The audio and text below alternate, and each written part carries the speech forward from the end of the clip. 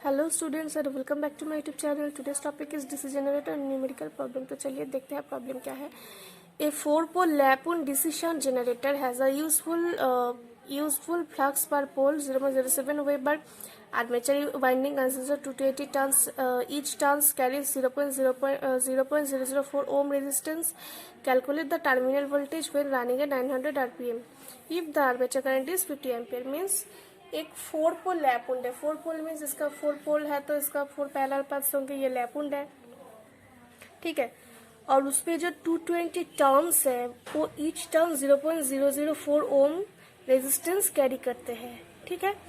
अब ये जो 4 पोल है हम क्या जानते हैं, एक नॉर्थ पोल एक साउथ पोल, जिसके बीच में क्रॉस मैग्नेटाइजिंग होते हैं, डी मैग्नेटाइजिंग होते हैं।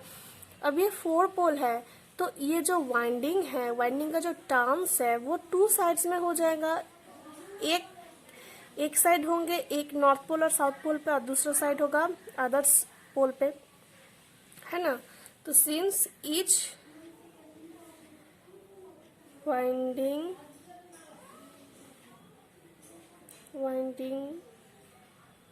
turns has 2 sides, ठीक है। मीन्स नंबर ऑफ कंडक्टर जो होंगे वो हो गया 220 turns into 2 sides means 440 turns, ठीक है। अब इसका जो एन है स्पीड वो हो गया 900 आरपीएम, ये गिवन है, ठीक है। और पी जो पोल है, ए जो आर्मेचर पाथ है वो इक्वल है 4, ठीक है। और इसका जो जेनरेटेड ईएमएफ होंगे ईजी वो होगा 5, इसका फॉर्मूला है 5Zn/60 into P by A.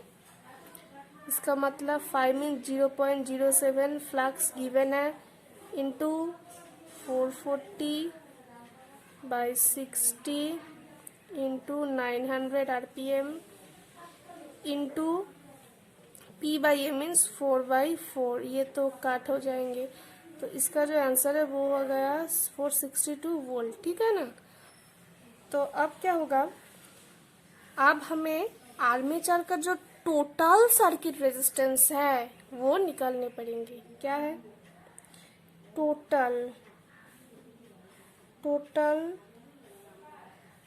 Resistance of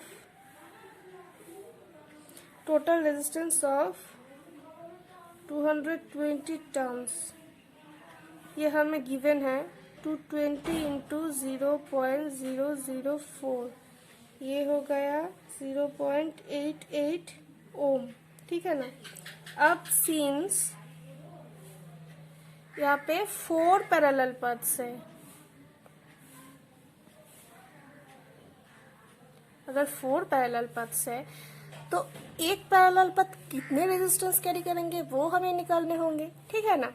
तो अब ये जो हमें टोटल रेजिस्टेंस मिला इस टर्न्स का वो हम लिखेंगे, और इसके साथ ये जो 4 पैरेलल पाथ्स है वो डिवाइड कर देंगे, तो ये आ गया 0.22 ohm, means each parallel paths carry 0.22 ohm resistance. Is that clear to all? Okay. Next जो है ये तो हो गया 4 पैरेलल पाथ्स का रेजिस्टेंस। अब हमें निकालना होगा आर्मेचर का रेजिस्टेंस, ठीक है।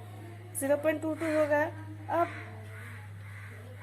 There are 4 such resistance in parallel of each of value 0.22 armature resistance. Now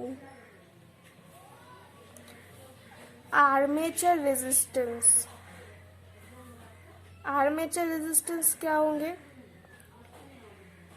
means R A. Armature resistance क्या होंगे, ये जो 4 पैरेलल पाथ्स है, 4 पैरेलल पाथ्स का जो रेजिस्टेंस है उसको अगर हम 4 से डिवाइड कर देंगे तो ये हो गया हमारा आर्मेचर रेजिस्टेंस, ठीक है।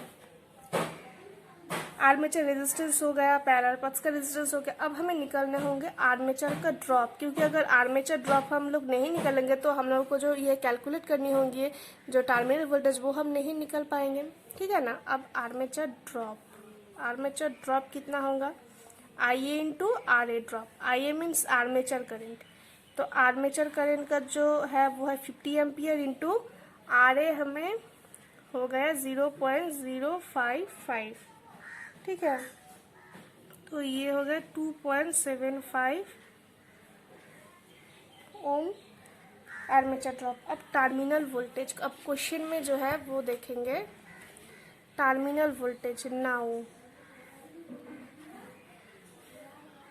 Terminal voltage V equal to E G minus I A into R A drop. E G है 462 volt minus I A into R A drop है 2.75 ओम। 2.75 इक्वल टू हो गया 459.25 वोल्ट। तो हम लोगों को पहले क्या करना होंगे, पहले हम लोगों को इसका जो जनरेटेड ईएमएफ है वो निकालने होंगे। उसके बाद जो आर्मेचर का जो वाइंडिंग्स है, पाथ टर्न्स का रेजिस्टेंस जो है उसको हम निकालेंगे। और उसके बाद जो 4 पैरेलल पथ्स है, ईच पैरेलल पथ कितना रेजिस्टेंस कैरी करता है वो निकालने होंगे। उसके बाद आर्मेचर रेजिस्टेंस निकालने होंगे, उसके बाद आर्मेचर ड्रॉप एंड उसके बाद टर्मिनल वोल्टेज। ये है simple process, very easy. Okay, अब नेक्स्ट जो है नेक्स्ट क्वेश्चन वो हम देखेंगे, ठीक है। इसमें क्या है, इसमें भी सेम है। ए 4 पोल लैपुंड लॉन्ग शंट, लैपुंड है, लॉन्ग शंट है, डीसी कंपाउंड है, ठीक है। तो उसके लिए हमें एक डायग्राम करने होंगे। पहले ये हो गया एक आर्मेचर, सिंपल सा सीधा सा आर्मेचर, ठीक है। उसमें है सीरीज, इसके साथ है शंट पैरेलल, इसके है लोड, ठीक है ना। इसमें है वोल्टेज, इसका जो रेजिस्टेंस है वो है 0.02। ये जो करंट कैरी करता है वो है 100 एम्पियर और इसका है 0.005 ओम और इसका है 100 ओम। तो लेट इसमें क्या है, इसमें भी पैरेलल पथ सेम है, 4 पोल लैपुंड है। तो चलिए देखते हैं क्या है। इसके पहले हमें गिवन क्या क्या है, फ्लक्स गिवन है 0.07 वेबर, और इसके बाद जेड है 220 टर्न्स इंटू टू साइड्स में है, 4 पोल है तो ये है 440, ठीक है। अब P equal to A, pole equal to armature path है 4। तो चलिए देखते हैं अब इसमें क्या है। इसमें जेनरेटेड ईएमएफ निकालने होंगे, EG, ठीक है। EG क्या है 5Zn by 60 into P by A. 5 मतलब 0.07 into 440 into 900 RPM by 60 into 4/4। इसमें भी सेम है 462 वोल्ट, ठीक है। अब देखते हैं, अब नेक्स्ट में क्या है। ये तो जनरेटेड ईएमएफ हो गया। अब total resistance, same total resistance of armature circuit, armature circuit no, total resistance of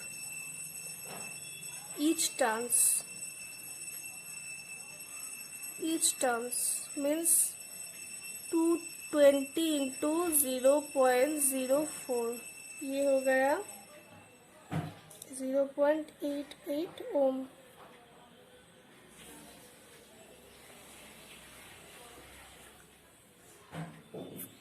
अब इसमें है, इसमें आर ए इसमें है 0.055, RAC है 0.055, ठीक है। तब आर्मेचर सर्किट रेजिस्टेंस जो है, आर्मेचर सर्किट रेजिस्टेंस वो क्या है, ये रेजिस्टेंस प्लस ये resistance means 0.055 plus 0.02 means R A plus R A C equal to 0.075 ohm resistance. ठीक है, अब आर्मेचर सर्किट ड्रॉप कितने होंगे, I A drop into R A drop. तब आई ए है 50 एम्पियर, ठीक है ना, armature current into R A means R A plus R A C क्या होगा 0.075 इक्वल टू 3.75 वोल्ट। ठीक है, अब 3.75 वोल्ट हो गया। अब टर्मिनल वोल्टेज, टर्मिनल वोल्टेज जो है V equal to E G minus I A into R A, same 462 minus 3.75। ठीक है, अब ये हो गया हमारा 458.25 वोल्ट। अब टर्मिनल वोल्टेज मिल गया। अब हमें क्या है, हमें आर्मेचर करंट मिल गया, सीरीज करंट भी मिल गया क्योंकि ये सेम है। तो हमें शांट फील्ड जो करंट है, ठीक है, इसका जो 100 ओम जो रेजिस्टेंस है इसमें कितने करंट जा रहे हैं वो हमें निकालने होंगे। ठीक है, now I S H shunt field जो करंट है वो है according to Ohm's law I equal to V by R A. ठीक है, आर ए तो इसमें जो अगर शांत है तो इसका जो शांत रेजिस्टेंस है वो है R S H, shunt resistance V by R S H. V यहाँ पे है 458.25 टर्मिनल वोल्टेज बाई 100 ओम, तो क्या होगा 4.58 एम्पियर। अब हमें मिल गया, अब हमें इसका करंट भी मिल गया, इसका करंट भी मिल गया। अब हमें आउटपुट करंट निकालने होंगे। आउटपुट करंट हम कैसे निकालेंगे, आउटपुट करंट हम निकालेंगे